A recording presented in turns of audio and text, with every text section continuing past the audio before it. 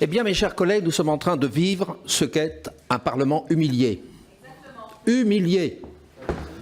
Nous avons voté un amendement qui est de la transformation des 3 EPIC en sociétés anonymes. Il ne peut pas y avoir de société anonyme sans des capitaux propres au moins positifs. Quel est le montant de capitaux propres négatifs de SNCF Réseau, monsieur le directeur général, monsieur le président directeur général? 12 milliards à fin 2017. Donc le minimum, c'est de reprendre 12 milliards.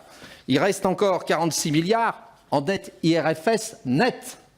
En brut, ce n'est pas 46, c'est 55. 55, sans compter la dette grise, c'est-à-dire la valeur actualisée des déficits futurs sur les lignes LGV qui ont été financées dans des conditions déséquilibrées. Il y en a pour 9 milliards. Ce n'est pas moi qui le dis, c'est les comptes. Sur la valeur d'usage, le différentiel est de 9 milliards, qui s'appelle la dette grise. Bien. Donc, il y avait 2 questions que je voudrais vous poser. C'est très simple.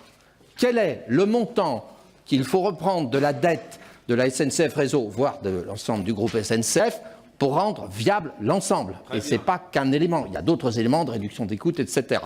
Et deuxième question, Madame la directrice du budget, selon quelle technique ceci sera repris et quelles en sont les incidences, d'une part sur le déficit budgétaire et d'autre part sur la dette publique de l'État, sachant que dans la dette publique de l'État, il y a déjà 10 milliards 6. Même ce chiffre ne nous a même pas été donné, alors qu'il est dans les comptes publics.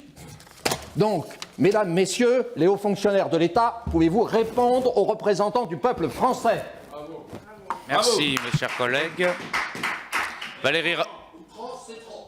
Merci. Monsieur Vigier. Oui, merci, Monsieur le Président. Il faut bien que vous compreniez, Monsieur le Président et Monsieur le représentant de l'État, qu'on est là en train de vous aider. Et que notre capacité notre indignation est à la hauteur des enjeux de la SNCF. Un peu de pincement pour nous au lendemain du vote d'un texte qu'on a soutenu très majoritairement. À l'aveugle, on joue à Colin-Maillard. Lorsqu'il s'agit de suivre des amendements à 200 000 €, on y passe au microscope électronique de Bercy.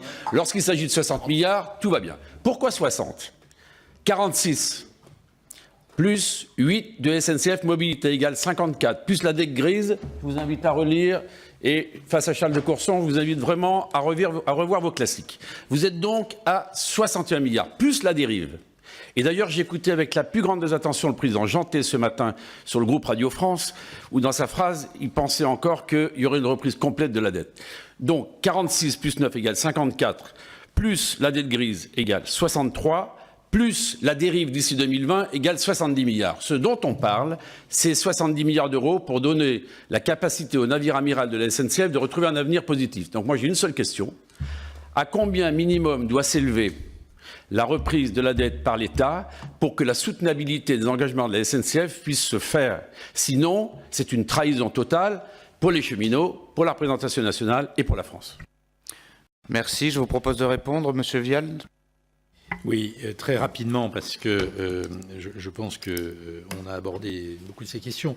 Je comprends totalement, et une fois encore, nous n'avons aucune volonté de masquer quoi que ce soit à la représentation nationale. La question précise, finalement, pour résumer, c'est combien vous allez reprendre et de quelle façon. La réponse à cette question aujourd'hui n'est pas possible. Je vais illustrer très clairement mon propos. C'est que on se donne évidemment, et ça a été évoqué par M. Vigier tout à l'heure, c'est que la dette, en gardant le contrat de performance actuel, si on gardait le contrat de performance actuel, cette dette monterait, on l'a dit tout à l'heure, jusqu'à plus de 60 milliards. Donc on n'est pas seulement obligé de regarder ce qui se passe aujourd'hui instantanément, mais aussi ce qui va se passer. Et de ce point de vue-là, si le déficit d'exploitation que rappelait Patrick Jeantet tout à l'heure, de l'ordre de déficit de financement en dehors des frais financiers, de l'ordre de 1,5 milliard par an, si ce déficit n'est plus un déficit, mais devient positif, on rentre évidemment dans un nouveau monde sur le plan financier de la soutenabilité financière.